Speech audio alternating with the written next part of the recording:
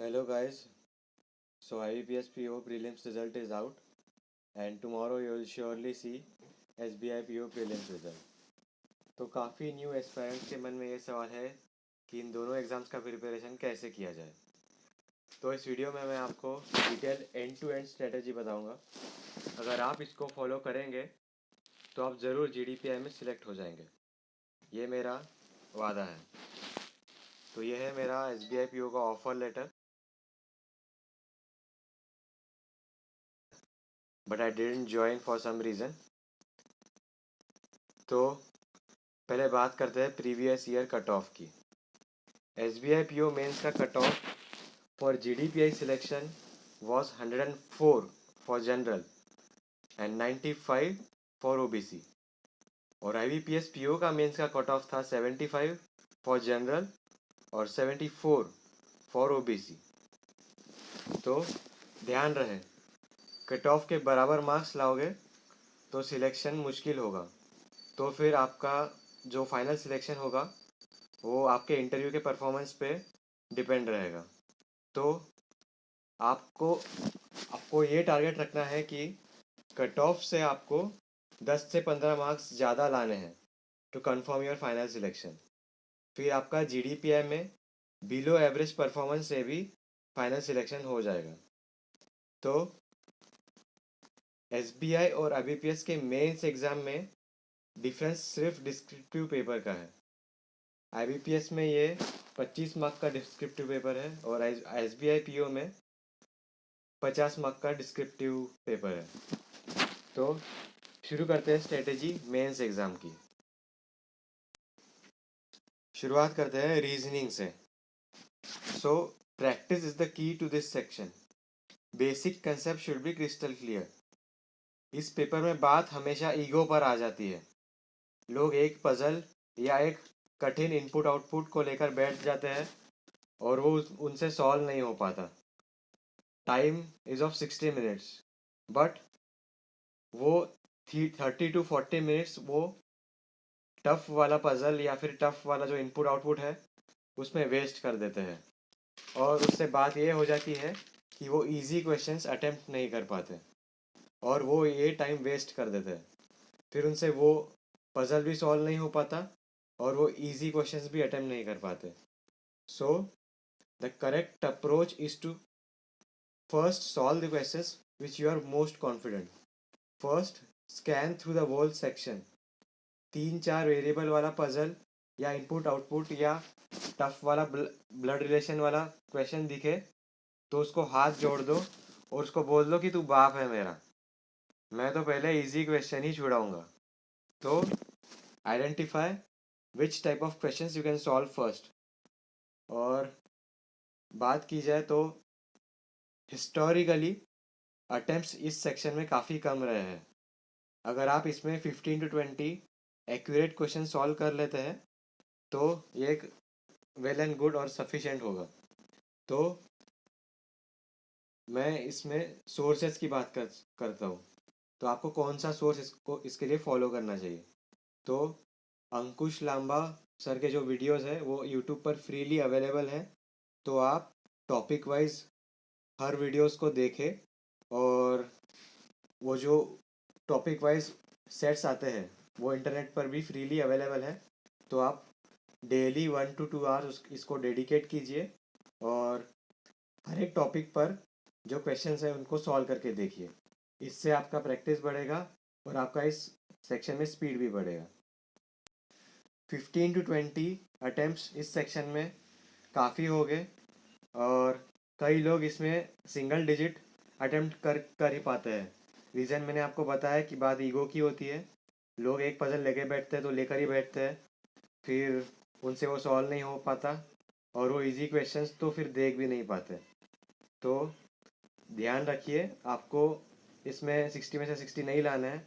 इसमें आप अगर 15 से 20 क्वेश्चंस भी अटेम्प्ट कर लेंगे तो आपके लिए ये अच्छा होगा। बस एक्यूरेसी मेंटेन करके चलिए। बात करते हैं नेक्स्ट सेक्शन की, जो है English. English is the most scoring section. Personally it is my favourite section. अगर पैसेज में अगर आपको टाइम बचाना है तो it should be attempted in a systematic manner. पहले आप पैसेज के वोकेबलरी बेस्ड सिनोनिम एंटोनिम या फिर फ्रेज बेस्ड क्वेश्चन पहले अटेम्प्ट कर लीजिए। इस ये क्वेश्चन अटेम्प्ट करने के लिए आपको पूरा पैसेज पढ़ने की ज़रूरत नहीं पड़ेगी। अगर ये क्वेश्चंस आप अटेम्प्ट कर लेते हैं पहले, then you can attempt questions which need a deep penetrative reading into the passage. You can go any which ways which you like, but possibly as time is sufficient to get 25 to 30 marks, you can attempt the passages first. Now target should be to get good 25 to 30 marks in this section. You can also attempt easy section first, like missing words, phrase replacement, double fillers, error direction और para jumble. ये आप questions पहले attempt करने के बाद फिर आप passages की तरफ बढ़ सकते हैं। बट बात ये होती है कि पैसेजेस के जो क्वेश्चंस होते हैं वो इजी होते हैं, तो आप पैसेजेस को भी पहले अटेम्प्ट कर सकते हैं। You can easily get 25 to 30 marks in this section. इसमें आपको कोई डरने की बात नहीं है। अगर आपने प्रीलिम्स क्रैक कर लिया है तो आप मेंस भी इसका आसानी से कर सकते हैं, क्योंकि मेंस का लेवल भी इजी टू मॉडरेट होता है इंग्लिश का। तो ये सेक्शन में आपको डरने की ज़्यादा ज़रूरत नहीं है और ये काफ़ी स्कोरिंग सेक्शन होता है। बात करते हैं कॉन्स एंड डीआई की, तो इसका भी स्ट्रेटजी सेम रीजनिंग जैसा है। सो इसका करेक्ट अप्रोच ये है कि you should solve questions first which you are most confident. First scan through the whole section, identify which questions you can solve easily. लोग क्या करते हैं, 3-4 वेरिएबल वाला डीआई होता है उसको सॉल्व करने बैठ जाते हैं, और वो उसमें कैलकुलेशन भी काफ़ी होता है, और 4-5 मार्क्स के लिए लोग 30 to 35 मिनट्स अपने वेस्ट कर देते हैं।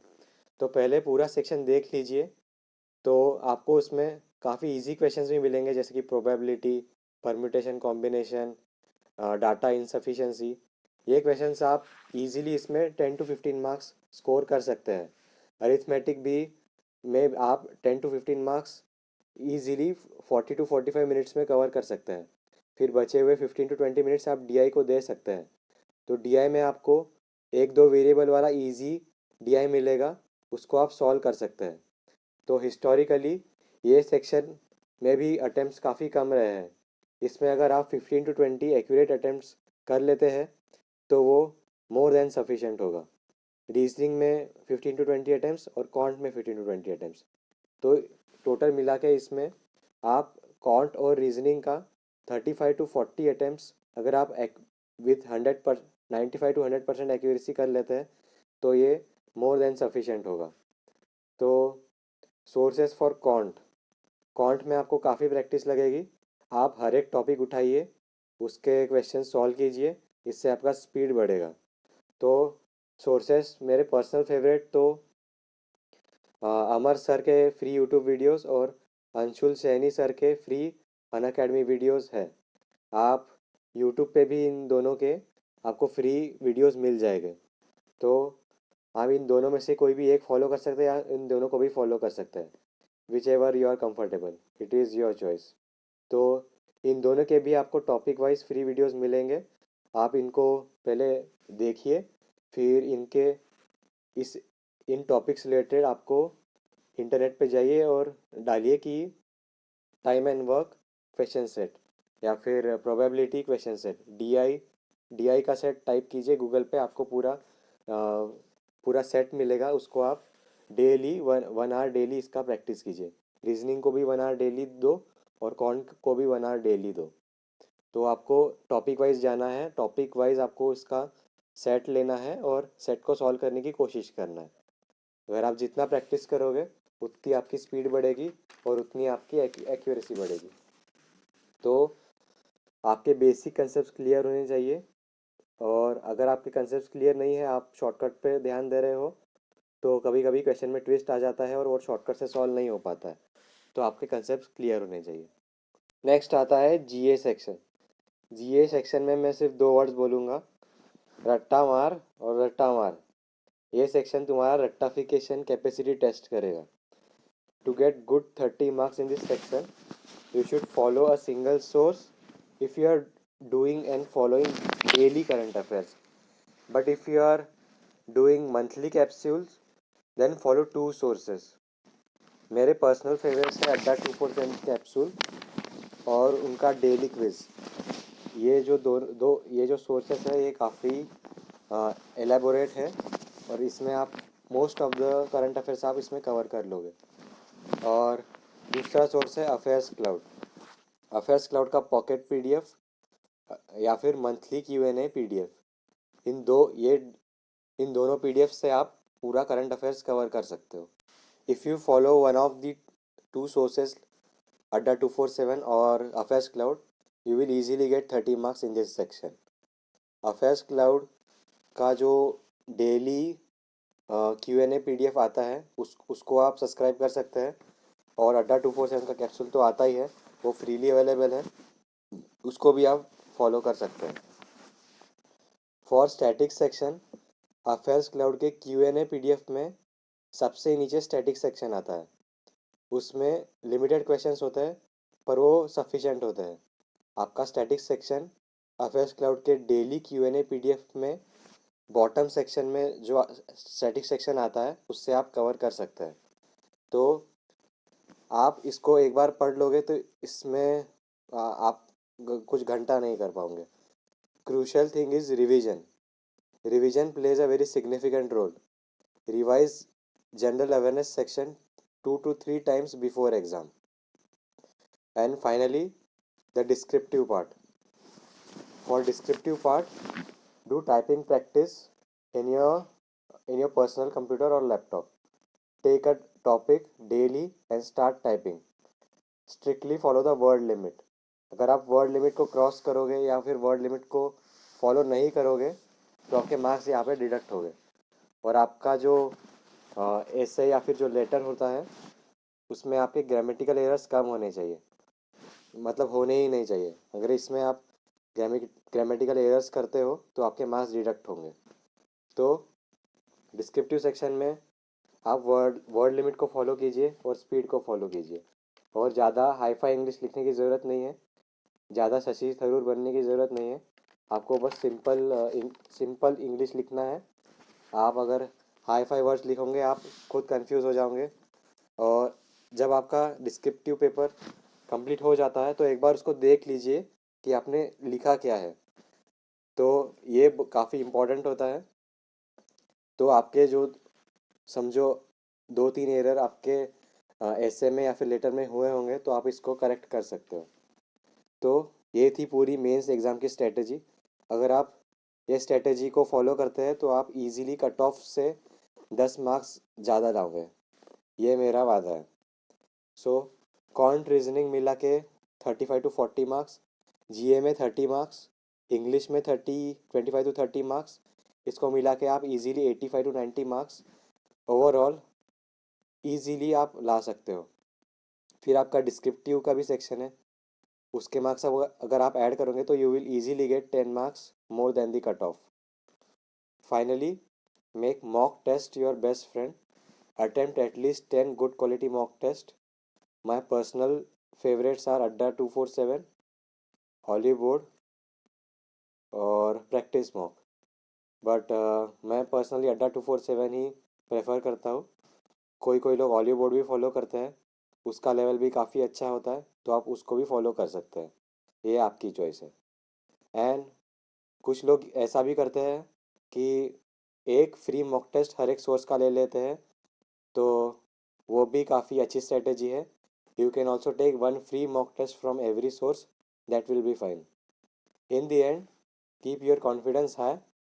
Only thing that can save you is your revision in your general awareness section and your accuracy in your LR cons and DI section. ये दो चीज़ ही काफ़ी इंपॉर्टेंट है, तो read every question carefully and answer them with in allotted time. तो ये था मेरा strategy video. अगर आपको पसंद आया है तो इसको